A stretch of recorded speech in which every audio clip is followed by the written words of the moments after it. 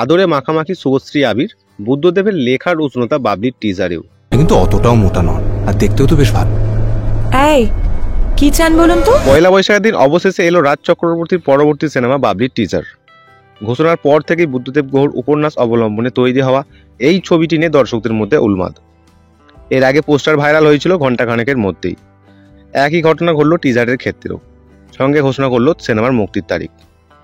সিনেমায় বাবলির চরিত্রে দেখা যাবে শুভশ্রীকে এবং আবিরের চরিত্রটার নাম অভি। বাবলি একটু গোলগাল, নিজেকে মোটা হওয়া নিয়ে ভেতরে ভেতরে আছে একটা দ্বন্দ্ব। অন্যদিকে অভির পেটানো চেহারা, ব্যাডমিন্টন থেকে পোস্ট, সবেতে এসে দুর্বল। এই অভির আর বাবলিরও ভালো লেগে যায় একে অপরকে, কিন্তু এত সহজ নয় এই প্রেমের কাহিনী। মনের কথা মুখ ফুটে বলার আগেই দূরে চলে যেতে হয় একে অপরকে। এরপর অভির জীবনে আসে আর এক কন্যা, নাম তার ঝুমা। বাবলি যখন অভির কাছে ফেরার কথা ভাবে, তখন ঝুমা অভির সম্পর্ক তার মনে তৈরি করে প্রশ্ন। তো রোমান্টিকের সাথে সাথে আমরা একটা ইমোশনাল সিনও দেখতে চলেছি এই সিনেমাটার মধ্যে।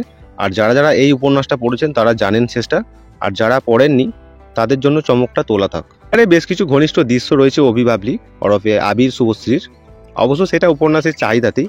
আর সেই দৃশ্যগুলিতে বড়ই স্বাভাবিক দুই অভিনেতা। চোখের পলকে শেষ হয়ে যায় ছবির টিজার। 2024 30 আগস্ট আসছে সিনেমা হলে বাবলি। আর আরও জানতে আমাদের সাথে জুড়ে থাকুন।